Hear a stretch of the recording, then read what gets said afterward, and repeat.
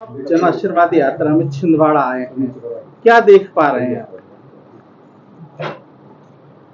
जन आशीर्वाद यात्रा भारतीय जनता पार्टी का अत्यंत महत्वाकांक्षी कार्यक्रम है। भारतीय जनता पार्टी 5 साल विकास और जन कल्याण का काम करती है। चुनाव के समय जनता ही जनार्दन होती है। इस परिकल्पना के आधार पर जनता से आशीर्वाद लेने के लिए इस यात्रा को माध्यम बनाती है। इस बार जन आशीर्वाद यात्राएं 5 स्थानों से प्रारंभ हुई हैं। ये 230 विधानसभा क्षेत्रों को स्पर्श करेगी। इसमें 200 बड़ी सभाएं आयोजित होंगी, 600 से अधिक रथ से सभाएं होंगी और हजारों स्थानों पर कार्यकर्ताओं के जनता के माध्यम से इसका स्वागत किया जाएगा। 3 यात्राओं में मेरा जाना हुआ है, आज मैं चौथी यात्रा में आया हूं। मुझे इस बात की बहुत प्रसन्नता है कि इससे पहले भी जन आशीर्वाद यात्राओं का मैं हिस्सा रहा हूं, लेकिन अगर 5 यात्राओं की उपलब्धि जोड़ेंगे तो इस बार की यात्रा ऐतिहासिक और अभूतपूर्व है और जो समर्थन मिल रहा है उसके आधार पर मैं विश्वासपूर्वक कह सकता हूं कि भारतीय जनता पार्टी स्पष्ट बहुमत की सरकार बनाने में सफल होगी। भाई साहब, आप छिंदवाड़ा आए हैं। छिंदवाड़ा जो है कमलनाथ जी का गढ़ माना जाता है, यहाँ क्या वातावरण आप देख पा रहे हैं? नहीं, मैं छिंदवाड़ा आया हूँ। छिंदवाड़ा भारतीय जनता पार्टी का गढ़ रहा है और आज भी भारतीय जनता पार्टी के वही सब कार्यकर्ता हैं जिन्होंने भारतीय जनता पार्टी का गढ़ बनाया है और इस बार फिर जब चुनाव होगा तो भारतीय जनता पार्टी सभी सीटों पर विजयी होगी, ऐसा मुझे विश्वास। भाई साहब, फसल बीमा को लेके क्या देश में है? क्यों किसानों में कहीं न कहीं थोड़ा भ्रांति रहती है कि कुछ को मिलता है, कुछ को नहीं मिलता। देखिए, फसल बीमा योजना बहुत बड़ा सुरक्षा कवच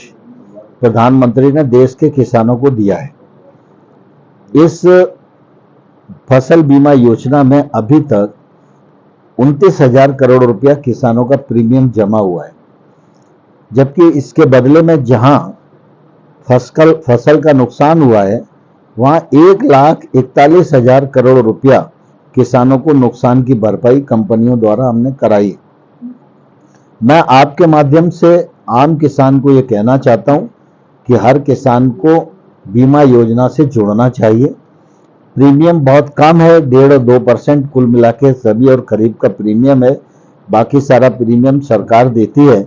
भगवान न करे कोई प्राकृतिक प्रकोप के कारण आपकी फसल खराब हो, लेकिन अगर खराब होती है तो निश्चित रूप से बीमा एक बड़ा सुरक्षा कवच है। टेक्नोलॉजीगत भी हमने बहुत सारे परिवर्तन किए हैं और लगातार इसमें सुधार जारी है।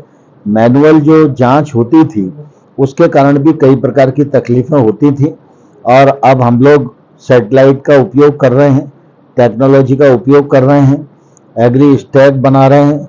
धीरे धीरे ऐसी परिस्थिति साल भर में खड़ी हो जाएगी कि हर किसान के खेत की जानकारी हमारे पास होगी और जो बीमित लोग होंगे, अगर प्राकृतिक प्रकोप में किसी की फसल का नुकसान होता है तो अभी आमतौर पर क्या है, जैसे बाढ़ आ गई या पानी ज्यादा बरस गया, अब 10 दिन तक पानी अगर सूख ही नहीं रहा तो उसका फसल का आकलन नहीं हो सकता और पटवारी वहां नहीं मौके पर नहीं पहुंच पाता। अब 10 दिन में बहुत सारी परिस्थिति बदल जाती है। इसके लिए सैटेलाइट का उपयोग कर रहे हैं।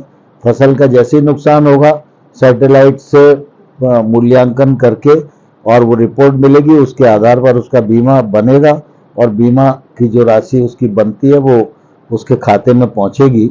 और मैं आपके माध्यम से किसानों को आग्रह करता हूं इस योजना से जुड़ना चाहिए। भाई साहब, सनातन धर्म को लेकर कई लोग विवादित बयान दे रहे हैं, खास करके इंडिया अलायंस जो बना है उसके नेता, डीएमके के नेता। कल मोदी जी ने भी सनातन को लेकर बीना में बोला है कि जो गठबंधन है वो इसलिए बना। आपका क्या मानना है? देखिए, जो विपक्षियों का अलायंस है ये पूरी तरह मुद्दा विहीन है, घमंड और झूठ से भरा हुआ है। मुझे इस बात की तकलीफ है कि कांग्रेस जैसी पार्टी भी इस प्रकार की मानसिकता के लोगों के साथ खड़ी है। इससे यह प्रकट होता है कि देश के लिए और धर्म के लिए कांग्रेस पार्टी कुछ भी कर सकती है, कहीं तक भी गिर सकती है। जहां तक सनातन का मामला है, सनातन अनंत था, अनंत है और अनंत काल तक रहेगा। कोई भी माई का लाल इसको समाप्त नहीं कर सकता। Thank you.